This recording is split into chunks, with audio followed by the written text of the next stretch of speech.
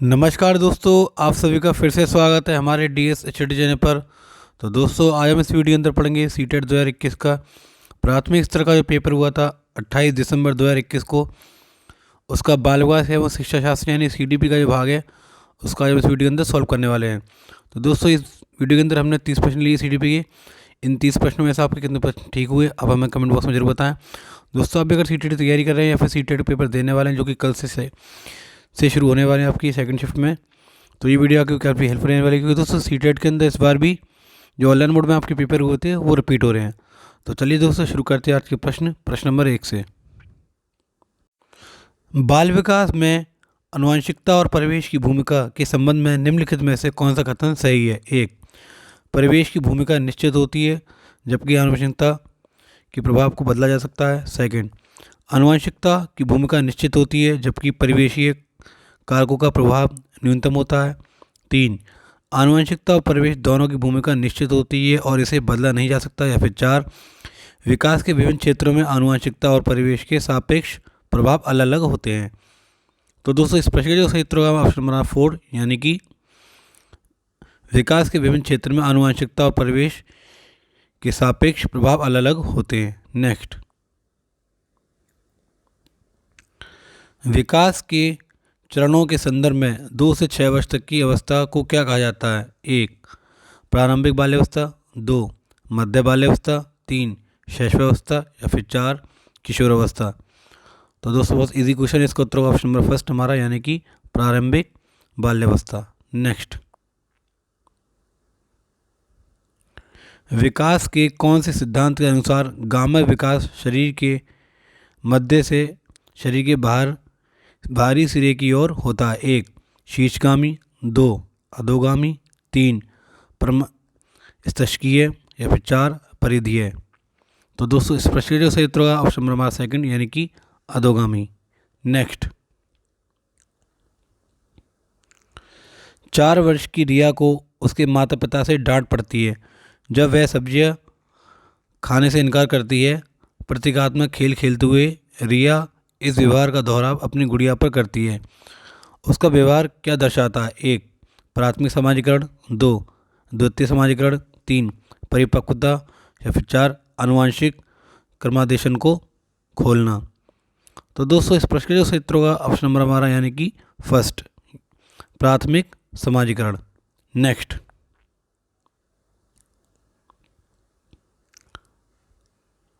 अनीता ने रश्मि का कलम ले लिया और प्रतिशोध में रश्मि ने अनीता का भोजन खा लिया। पूजा यह सब देख रही थी, किंतु उसने अध्यापिका को सूचित नहीं किया क्योंकि दोनों ने एक दूसरे से बदला ले लिया था। लॉरेंस कोल्बर के अनुसार पूजा नैतिक विकास की कौन सी अवस्था पर है? 1, अच्छा लड़का अच्छी लड़की उन्मुखीकरण। 2, सामाजिक व्यवस्था बनाए रखने का उन्मुखीकरण। 3, दंड और आज्ञा पालन उन्मुखीकरण। या फिर 4, यांत्रिक उद्देश्य उन्मुखीकरण। तो दोस्तों, इस प्रश्न का जो सही उत्तर होगा हमारा ऑप्शन नंबर 4 यानी कि यांत्रिक उद्देश्य उन्मुखीकरण। नेक्स्ट, जीन पियाजे के अनुसार बच्चे द्वारा संरक्षण संबंधित समस्याओं का समाधान निकालने की योग्यता तार्किकता के किन आधारभूत पहलुओं पर निर्भर करती है? 1, केंद्रीकरण और प्रतिबद्धता। 2, क्षतिपूर्ति एवं वर्गीकरण। 3, विकेंद्रीकरण एवं प्रतिवर्तीयता। या फिर 4, सकारात्मक अनुमान एवं क्रमबद्धता। तो दोस्तों, इस प्रश्न का जो सही उत्तर होगा ऑप्शन नंबर 3 यानी कि विकेंद्रीकरण एवं प्रतिवर्तीयता। नेक्स्ट, राघव एक झाड़ू पर इस तरह से चढ़ने का अभिनय करता है मानो वह किसी घोड़े पर सवारी कर रहा हो। उसकी यह क्षमता कहलाती है? 1, सांकेतिक प्रस्तुतिकरण। 2, आत्मकेंद्रिता। 3, संरक्षण। या फिर 4, क्रमबद्धता। तो दोस्तों, इस प्रश्न का जो सही उत्तर होगा हमारा ऑप्शन नंबर हमारा फर्स्ट यानी कि सांकेतिक प्रस्तुतिकरण। नेक्स्ट, लेव वाइगोस्की के निकटस्थ विकास का क्षेत्र सिद्धांत में शब्दावली निकटस्थ दर्शाती है कि दी गई सहायता शिक्षार्थी की वर्तमान दक्षता की तुलना में 1, कुछ नीचे है। 2, कुछ ऊपर है। 3, उसी स्तर पर है। या फिर 4, बहुत ऊपर है। तो दोस्तों, इस प्रश्न का जो सही उत्तर होगा हमारा ऑप्शन नंबर सेकंड यानी कि कुछ ऊपर है। नेक्स्ट, अक्रम किसी एक ब्लॉक के समूह के साथ खेलते हुए स्वयं को निर्देश देता रहता है। लेव वाइगोस्की के सिद्धांत के अनुसार अक्रम के इस वाचन को क्या कहेंगे? 1. आत्मवाचन, 2. व्यक्तिगत वाचन, 3. सामूहिक वाचन या फिर 4.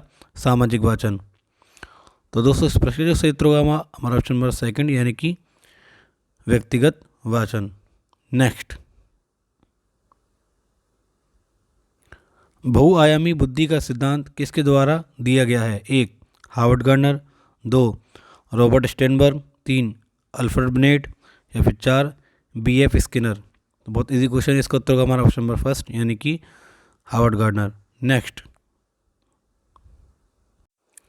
कथन दिया दोस्तों, ये हमारा बच्चे भाषा को सीखने के लिए आनुवंशिक रूप से प्रवृत्त होते हैं एवं पर्यावरण इसमें कोई भूमिका नहीं निभाता है। और इसका कारण दिया है दोस्तों, भाषाई विकास केवल आनुवंशिकता का ही उत्पाद है। तो दोस्तों ये कथन हमारे सही हैं या गलत, देखते हैं ऑप्शन में। ऑप्शन नंबर ए दिया दोस्तों, ए और आर दोनों सही हैं और आर सही व्याख्या करता है ए की। सेकंड, ए और आर दोनों सही हैं लेकिन आर सही व्याख्या नहीं है ए की।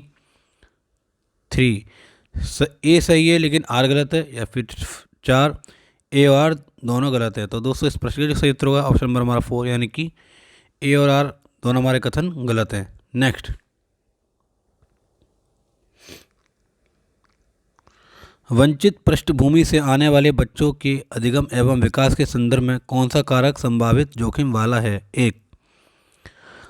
अध्यापकों को उनकी क्षमताओं के बारे में नकारात्मक सोच और उनके प्रति बहुत कम अपेक्षाएं।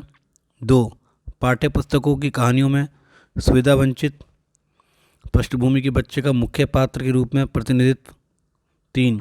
जहाँ तक संभव हो सके विद्यालय में दिए जाने वाले ज्ञान और स्थानीय ज्ञान के बीच जुड़ाव पर बल। या फिर 4. कक्षा में विजातीय आधारित समूह बनाना। तो दोस्तों इस प्रश्न का जो सही उत्तर होगा ऑप्शन नंबर हमारा फर्स्ट, यानी कि अध्यापकों की उनकी क्षमताओं के बारे में नकारात्मक सोच और उनके प्रति बहुत कम अपेक्षाएं। नेक्स्ट, एक विद्यालय लड़कियों को केवल संगीत और नृत्य प्रतियोगिताओं में भाग लेने के लिए प्रोत्साहित करता है। विद्यालय का यह दृष्टिकोण क्या दर्शाता है? 1. जेंडर आधारित रूढ़िवादी धारणा को चुनौती देता है। 2. लड़की और लड़कों की सहजात योग्यता में वृद्धि करने का व्यवहारिक उपागम है। 3. यह जेंडर संबंधित पूर्वाग्रह को दर्शाता है। या फिर 4. यह प्रशासन के प्रतिगतिशील दृष्टिकोण को दर्शाता है। तो दोस्तों इस प्रश्न का जो सही उत्तर होगा ऑप्शन नंबर हमारा थर्ड, यानी कि यह जेंडर संबंधी पूर्वाग्रह को दर्शाता है। नेक्स्ट, एक अध्यापिका पूरे वर्ष के दौरान अधिगम संबंधी गतिविधियों में संलग्न बच्चों का बारीकी से अवलोकन करती है, उनमें उनके कामों के नमूनों का संकलन करती है और प्रत्येक बच्चे के लिए अवलोकन डायरी भी रखती है। इस प्रकार का मूल्यांकन क्या कहलाता है? 1. मानक एवं स्वरूप। 2. संकलनात्मक एवं अध्यापक केंद्रित। 3. सतत एवं समग्र। या फिर 4. मानक आधारित एवं संदर्भ युक्त। तो दोस्तों इस प्रश्न जो सही उत्तर होगा ऑप्शन नंबर हमारा थर्ड, यानी कि सतत एवं समग्र। नेक्स्ट, आकलन का उद्देश्य क्या है? 1. बच्चों को भययुक्त परिवेश में अध्ययन करने के लिए प्रेरित करना। 2. बच्चों को धीमी गति से सीखने वाले प्रखर एवं समस्यात्मक रूपों में चिंतित करना। 3. अधिगम पर विश्वसनीय प्रतिपुष्टि देना। या फिर 4. कक्षा में प्रतियोगिता को प्रोत्साहित करना। तो दोस्तों इस प्रश्न का सही उत्तर होगा ऑप्शन नंबर थर्ड, यानी कि अधिगम पर विश्वसनीय प्रतिपुष्टि देना। नेक्स्ट, विद्यार्थियों में पाई जाने वाली व्यक्तिगत भिन्नताओं को संबोधित करने के लिए विद्यालय को किस तरह की शिक्षण शास्त्रीय युक्तियाँ अपनानी चाहिए? 1. सभी विद्यार्थियों के लिए एक समान पाठ्यचर्या और आकलन अपनाना। 2. विद्यार्थियों को उनकी संज्ञानात्मक योग्यताओं के आधार पर वर्गीकृत करना और उन्हें पृथक अनुभावों में पढ़ाना। 3. लचीलेपन का भाव रखते हुए बच्चों की व्यक्तिगत भिन्नताओं को पोषित करना। या फिर 4. यह सुनिश्चित करना कि सभी बच्चों की व्यक्तिगत भिन्नताओं को दूर किया जाए। तो दोस्तों इस प्रश्न का जो सही उत्तर होगा ऑप्शन नंबर थर्ड, यानी कि लचीलेपन का भाव रखते हुए बच्चों की व्यक्तिगत भिन्नताओं को पोषित करना। नेक्स्ट, निम्नलिखित में से अवधान कमी, अति सक्रियता, व्यतिक्रम यानी ADHD वाला बच्चा किस तरह की विशेषता दर्शाता है? 1. बैठकर चुपचाप काम करने की प्रवृत्ति। 2. आसानी से विचलित होने की प्रवृत्ति। 3. दूसरों को ध्यानपूर्वक सुनने की प्रवृत्ति। या फिर 4. बिना रुके लंबे गद्यांश पढ़ने की क्षमता। तो दोस्तों इस प्रश्न का जो सही उत्तर होगा हमारा ऑप्शन नंबर 2 यानी कि आसानी से विचलित होने की प्रवृत्ति। नेक्स्ट,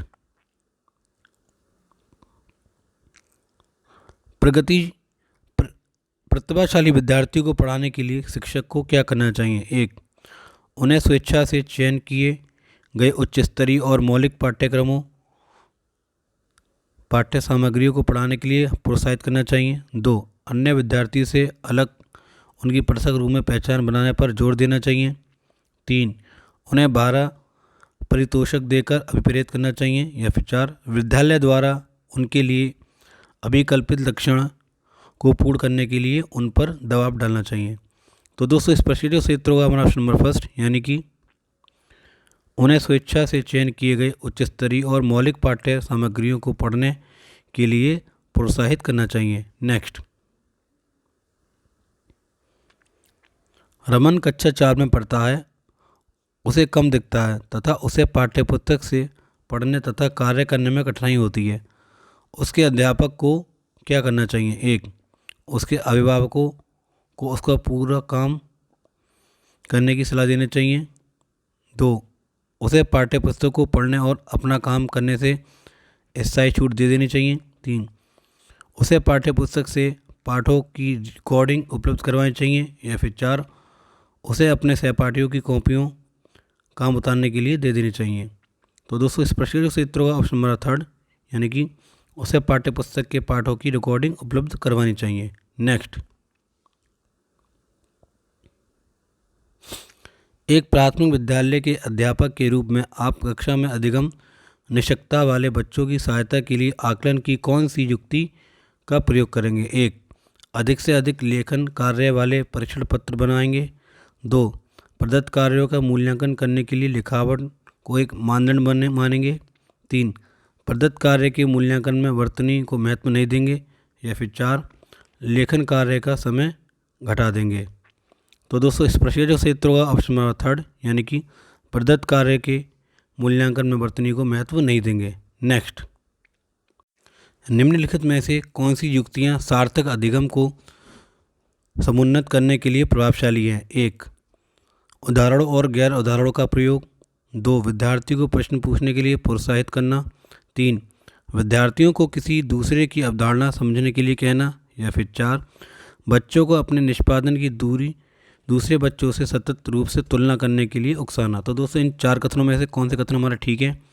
ऑप्शन फर्स्ट दिया है दोस्तों हमारा फर्स्ट एंड फोर्थ, सेकंड दिया है second third and fourth, third दिया है हमारा फर्स्ट सेकंड एंड थर्ड, और फोर्थ दिया है हमारा फर्स्ट सेकंड एंड फोर्थ। तो दोस्तों इस प्रश्न का जो सही उत्तर होने वाला है हमारा ऑप्शन नंबर 3 यानी कि फर्स्ट सेकंड एंड थर्ड। देखते हैं दोस्तों फर्स्ट सेकंड और थर्ड कौन से हैं। तो दोस्तों उदाहरणों और गैर उदाहरणों का प्रयोग, विद्यार्थी को पूछने के लिए प्रोत्साहित करना चाहिए, और हमारे विद्यार्थी को किसी दूसरे की अवधारणा समझाने के लिए कहना। नेक्स्ट, तो दोस्तों हमारा कथन ए दिया है, अहमद प्रभावशाली समस्या समाधान को समुन्नित करने के लिए अपनी कक्षा के बच्चों को समांतर रूप से सोचने के लिए कहता है। उसका कारण क्या दिया है दोस्तों? बच्चे सार्थक तरीके से सीखते हैं जब अध्यापक उन्हें मौका देते हैं कि वे पहले से जो जानते हैं उससे संबंधित बनाए। तो दोस्तों ये देखते हैं इसके ऑप्शन। पहला ऑप्शन दिया दोस्तों ए और आर दोनों सही हैं और आर सही व्याख्या करता है ए की। सेकंड ऑप्शन दिया दोस्तों ए और आर दोनों सही हैं लेकिन आर सही व्याख्या नहीं है ए की। थर्ड ऑप्शन दिया है दोस्तों ए सही है लेकिन आर गलत है। या फिर फोर्थ दिया हमारा ऑप्शन ए और आर दोनों गलत है। तो दोस्तों इस प्रश्न जो सही उत्तर होगा हमारा ऑप्शन नंबर फर्स्ट ही हमारा ठीक है, ए और आर दोनों सही हैं और आर सही व्याख्या करता है ए की। नेक्स्ट, राष्ट्रीय शिक्षा नीति 2020 किस उपागम से किस उपागम के लिए शिक्षा शास्त्रीय बदलाव की अनुशंसा करती है? 1. संरचनावादी व्यवहारवादी, रटने पर आधारित अधिगम से अवधारणात्मक समझ पर। 3. खोजबीन आधारित अधिगम से ड्रिल और अभ्यास पर। या फिर 4. अधिगम के लिए आकलन से अधिगम का आकलन। तो दोस्तों इस प्रश्न के सही उत्तर होगा हमारा ऑप्शन नंबर सेकंड, यानी कि रटने पर आधारित अधिगम से बच्चों को अवधारणात्मक समझ पर ले जाना है। नेक्स्ट, इनमें से कौन सा तार्किक चिंतन में योगदान नहीं देता है? 1. विचारक किसी कथन के संदर्भ में पूर्वानुमानों की पहचान करते हैं और उन्हें चुनौती देते हैं। 2. विचारक कथनों में तथ्यों की सत्यता और तर्क की संगतता की जांच करते हैं। 3. विचारक परिस्थिति के संदर्भ में विचार नहीं करते हैं। या फिर 4. विचारक कल्पना करते हैं और विकल्प तलाशते हैं। तो दोस्तों इस प्रश्न से उत्तर होगा ऑप्शन में हमारा थर्ड, यानी कि विचारक परिस्थिति के संदर्भ में विचार नहीं करते हैं। नेक्स्ट, मीरा विद्यालय के बाद गिटार का अभ्यास करती है। वह इस कार्य से प्रेम करती है और उसे संतुष्टि देता है। यह क्या दर्शाता है? 1. बाह्य अभिप्रेरणा। 2. आंतरिक अभिप्रेरणा। 3. अभावजन्य आवश्यकता। या फिर 4. शारीरिक आवश्यकता। तो दोस्तों मीरा का ये व्यवहार है हमारा आंतरिक प्रेरणा को दर्शाता है। नेक्स्ट, निम्नलिखित में से कौन सा कक्षा में सामाजिक भावात्मक अधिगम को समन्वित करता है? 1. शिक्षार्थियों में प्रतियोगिता को बढ़ावा देना। 2. जबरदस्ती थोपेगन अनुशासन का प्रयोग। 3. तदानुभूति रखने के लिए एवं बात सुनने वाले अध्यापक। या फिर 4. अच्छे अंक लाने का दबाव। तो दोस्तों इस प्रश्न का जो सही उत्तर होगा ऑप्शन नंबर हमारा थर्ड, यानी कि तदानुभूत रखने एवं बात सुनने वाले अध्यापक। नेक्स्ट, विद्यार्थियों की त्रुटियों के विषय में कौन सा कथन सही है? 1.